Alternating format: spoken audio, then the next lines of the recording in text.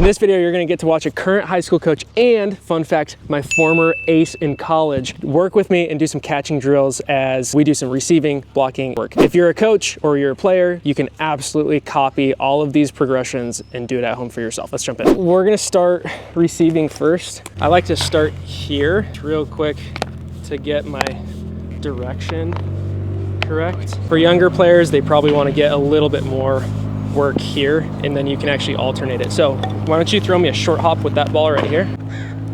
Boom. So there's a few ways to do this. The way that I like to do is I call it going to position 3, where we have this elbow drive first, and then let's go here. Boom. We're not quite turning it totally to flat yet. We're just trying to get what I call to position 3 here. This one is one of the tougher pitches, right? So you really got to get your thumb around. If we don't get our thumb around, we get here. What a lot of guys will do right here. They'll go like that. We don't want that. We want that elbow to drive up, and then we're going to finish. So that can be great to like do this. So this is essentially what we're doing, position 1 to 3 to 5, the way that I teach it. So now we'll go back through again. Bouncing. All the way to 5. So when we finish, essentially, let's go here. We're trying to get 3 to 5 to basically straight in front of the shoulder. A lot of players lean to this knee upside for whatever reason. And you don't want that? No, we don't want that, because now look at my line, right? I look way stronger here. And if that pitch is over here, now I'm in a really weak position. So you just want to be careful to that knee upside that players are not leaning over there. I'm actually going to switch stances here too. Why would you do that? It's a tiny bit of a different look with your eyes. In what situation would you go, I'm going to switch knees right here? Well, most of the time, just in all this receiving stuff, you just want to mix stances basically. Or use whatever stance you're going to use in the game. Oh, okay.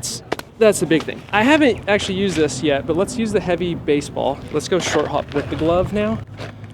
And basically, we'll run through that same progression of to the 3 position. And that 3 position, what we're looking for here is that vertical glove. Some people teach it differently, right? Important to note. There's a whole nother philosophy of receiving with the same goal. The goal is always to catch that pitch back to the center of the zone. But where they don't necessarily like the glove being vertical, they like the glove being a little bit more flat. What they'll try to do, essentially have this elbow down a little bit more, glove a little bit flatter, pushing through. I don't like that as much, because it's more front rather than back and tricep. Wait, do that again.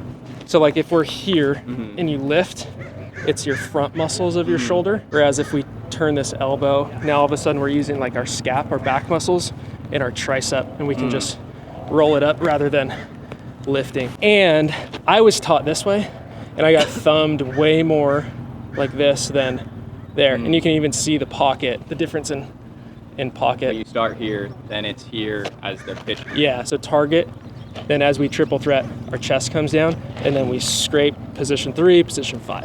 So 1, 2, 3, 4, 5, basically, is how I like to teach it with receiving. So now, let's go in the air. So we try to get it like right here. And so, boom.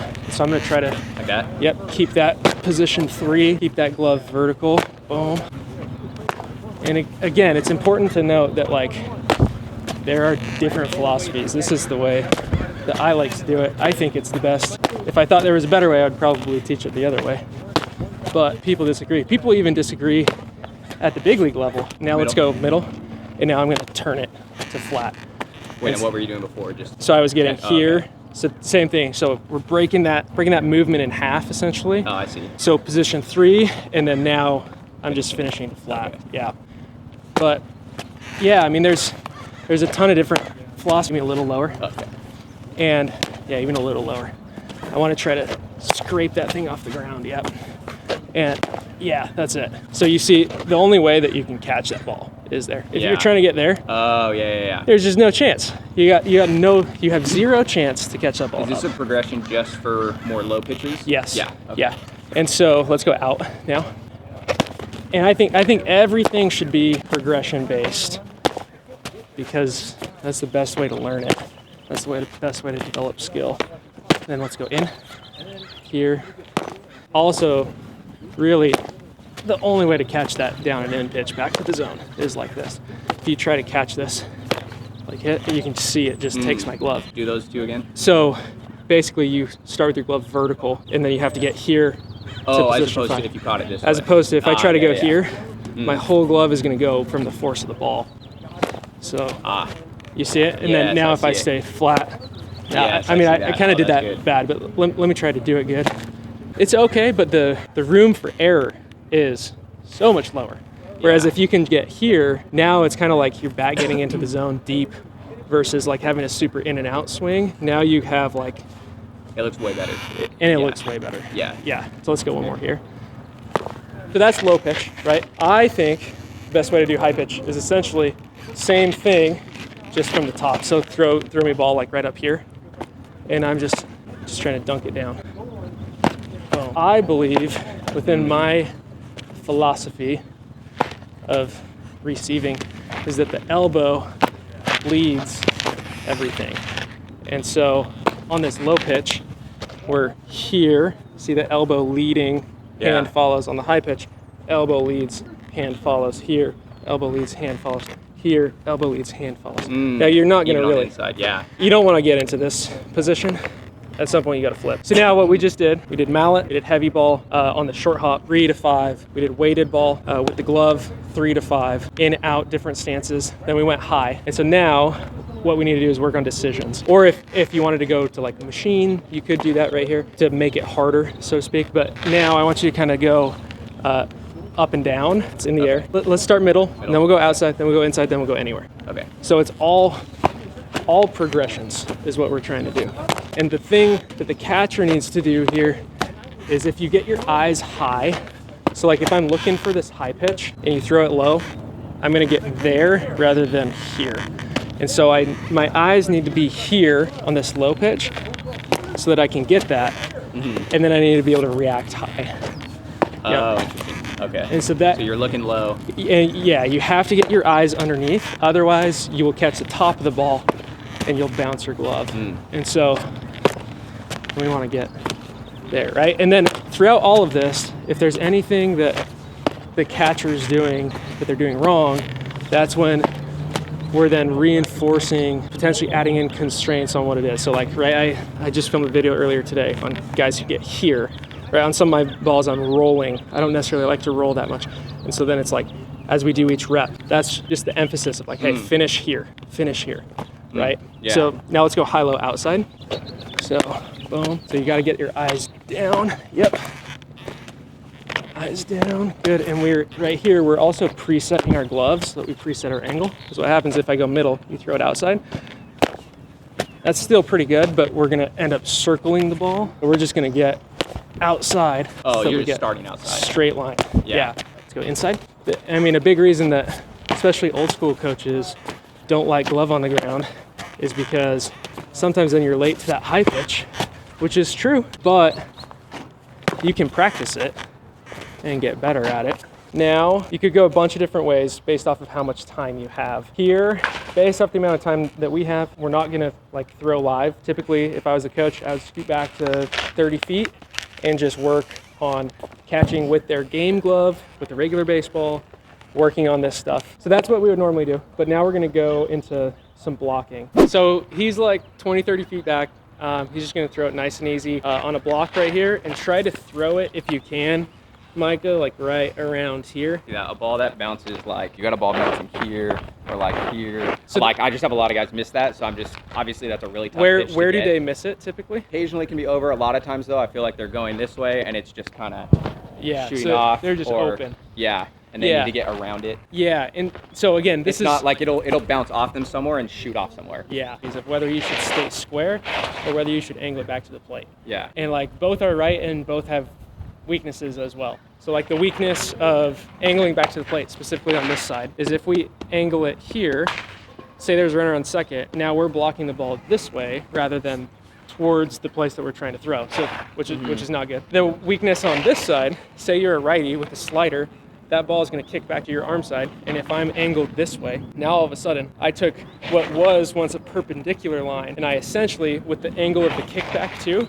now I'm like this. Yeah. I'm like trying to block the ball like this, which is Yeah. obviously you would never try to do that, right? Yeah. But the reason that people say get around it is because oftentimes they misread how far it is, so they don't push far enough, or they read it correctly, but they don't actually push far enough, so it ends up hitting the side. Yeah, yeah. Okay. And then the side kicks, and that's why this all-star gear has this like extra angle to try to like give you that angle. Like this will save you a little bit on the sides, but so almost it's push out, just get out further. it's get out further. That's exactly right. So if you keep getting balls on the side, either it's a decision thing where you read it, like you thought it was here but it ended up here and you just read it wrong. Yeah. Or you thought it was here but you didn't push hard enough, or you were late, or something was causing you to, even though you read it correctly with your eyes, you didn't do it. And so then, if that's the case, if it's going to hit here, absolutely you should throw your shoulder, because this is angled, right? And so the only way to get this ball coming this way to not go that way is to then turn it. Interesting. So then so that's when you'll see guys. So if you if you didn't go far enough, you need to turn. Yes. Or you need to get out further so you can stay straight up. Yes, and typically that's how I like to teach the players that I work with is, if you're getting balls off the side or a read thing, and then you're probably not pushing. And so like what it looks like a lot of times is they'll just fall rather than like actually driving. And so you can see how much ground you can cover. Way different. Yeah. Instead of just kind of falling over and the ball instead of just falling. And then if they're also opening up, that's typically because they're getting here and they're not ever closing. Yeah, I think sometimes their body is turned this way and it just like. And so then you look at the angle, Yeah. the ball's coming here, my chest is this way, obviously. Yeah, it happens all the It's time. going to go, and so you have to stay square. Okay. Yeah. That's the basics. Like, it's all very simple once you start to get it. Yeah. But to do it, it takes a lot of work. No, yeah. Okay, so let's go regular baseball. The other thing that you can do here is you can basically do some dry reps. And so what it would look like is, ideally you have the catcher do this before you even start, but you're working on different single knee moves, driving, doing some inchworms, all that kind of stuff. Boom. One of the big things that we're trying to get our catchers to do is relax and watch the ball and get our hips back. That's another big. So the other thing that we can do is, from here we can work from triple threat to work on decisions. Once you get your movements right, then you got to make the right decision. So if you can go 2-knee stable, this can be a great drill, especially pre-game. So the question was, do you want to throw it harder? You want them to get comfortable, but then obviously the more game-like you can make it with full speed, the better, as long as they're doing it correctly. Because the thing that a lot of coaches will do that will ruin catchers is they'll go game speed without working them up, and then they get afraid. Then all of a sudden they're afraid. They're not going to block. They're not going to stay down because they don't trust it. They think that they're going to get hurt. And so you got to work your way up the ladder. So then we go from a stance right here. Boom. So over single knee. Boom. Then go over here. Drive that knee down. Same thing. Right there. And let's go this way. Good. Keep that glove down. I'm just trying to see it. Let's go again. And then we'll switch. So same thing in the dirt still. So one of the stances that I've been really working on, because as I've talked to other catching coaches, this is the stance for sure, is that right knee modified kick. This is a tough block to this side. Like that? Yeah. Your stance? Just because you're just limited, right? Like you can see if I'm here, I can get all the way here. If I'm in the same stance and I kick. Oh yeah. You just can't hop out as much. I just can't quite go as far. Yeah. It's worth the trade-off in the bigs because they're typically around the zone. Yeah, they're not gonna miss usually. Yeah. So if you have a super wild pitcher, maybe don't use that stance. But if you have a guy who's pretty consistent, it makes a lot of sense. So you see me go with the shoulder right there? Yeah. That's because I didn't get far enough. And that was not because of my read. That was not because of my push. That was simply because of, that's just as far as I can go in that stance. And so then I have to get here. And when you threw me the pen earlier, I got here. on one and kept it in front. As long as you control the ball, it's okay, but you want to put yourself in the best position to do so. So let's go block this side. And so whatever stance they're going to use in game, obviously do like make sure that you block from that stance. Like that's one of the primary things that we're trying to do.